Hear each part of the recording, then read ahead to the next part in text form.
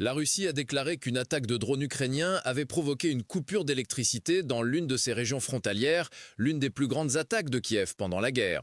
L'Ukraine s'est engagée à intensifier ses attaques sur le territoire russe, notamment sur l'infrastructure pétrolière de la Russie qu'elle considère comme une réponse légitime aux attaques quotidiennes de Moscou contre les villes ukrainiennes et son réseau énergétique qui ont parfois laissé des millions de personnes sans chauffage et sans électricité. Le ministère russe de la Défense a déclaré avoir abattu 251 drones ukrainiens pendant la nuit, l'un des chiffres quotidiens les plus élevés depuis que la Russie a lancé son offensive en février 2022. Dans la région frontalière de Belgorod, des milliers de personnes se sont retrouvées sans électricité. Il y a actuellement une coupure partielle d'électricité dans 24 localités, affectant 500 personnes, a déclaré le gouverneur de Belgorod, Vyacheslav Glatskov, sur les réseaux sociaux. Une raffinerie dans la région méridionale de Krasnodar a également été touchée, blessant 2 personnes, ont déclaré les autorités locales.